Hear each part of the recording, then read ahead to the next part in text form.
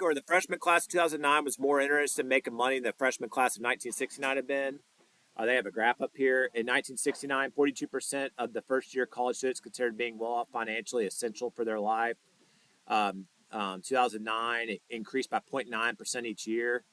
Uh, if this trend continues, by what year will all college freshmen consider being well off financially? Essentially, very important. So, 42% were there in the 42% 1969.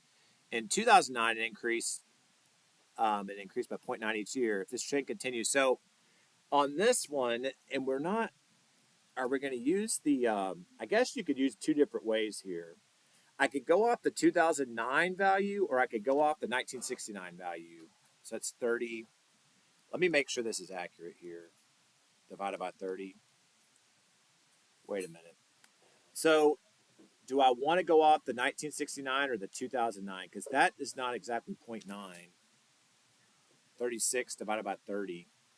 Wait, or is it by 40? I can't count years. Okay, that's my bad. Yeah, that's right. Okay. So when you set up your equation, you can set it up from the 1969 perspective or the 2009 number. Which one do you want to work with? I probably would prefer this one to be easier. Yeah, so you're starting off at what percent? 78. And then what's happening each year? Increasing or decreasing? Increasing by how much? 0.9 each year. How do I make an expression for 0.9 each year? 0.9 each year. 0.9x. And I want to know when all of them will consider this to be well off financially. All would be what percent? 100. There you go. So all would be when it's 100%. So it starts at 78%, increasing by 0.9 each year. We want to know what it's going to equal 100. So I could subtract 78. Subtract 78. 0.9x equals 22. Divided by 0.9. Is that going to give me a nice decimal? 22 divided by 0.9. But that's not going to be my answer because I got to tell them the year. 24.44.